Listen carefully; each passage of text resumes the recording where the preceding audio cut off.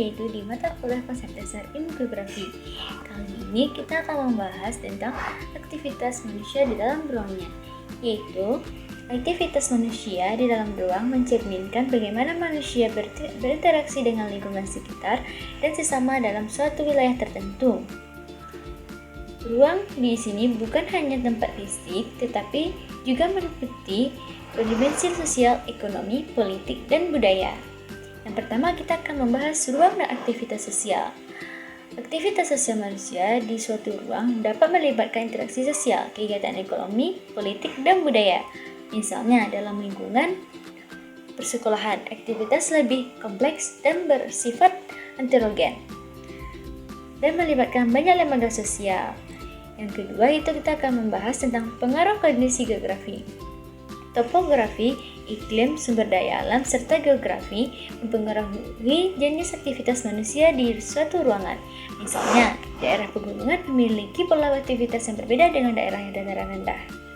Dan yang ketiga, dimensi waktu. Aktivitas manusia tidak hanya mempengaruhi ruang, tetapi juga waktu, seperti kegiatan harian, musiman, dan generasi. Yang keempat, peran manusia. Manusia sebagai makhluk hidup terus beradaptasi dengan menciptakan, mengubah lingkungan untuk memenuhi kebutuhannya. Dan yang kedua, kita akan membahas tentang struktur dan stratifikasi sosial masyarakat.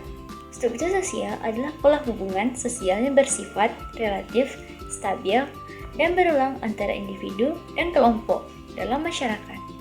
Yang kedua, kita akan membahas struktur sosial, yaitu mengacu pada pola hubungan sosial, organisasi, dan berstruktur antara anggota masyarakat.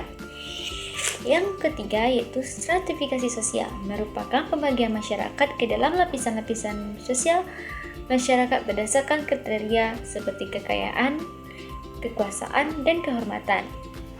Yang keempat, kita akan membahas diferensi sosial, yaitu berbeda dengan stratifikasi sosial. Diferensi sosial adalah perbedaan sosial yang bersifat horizontal.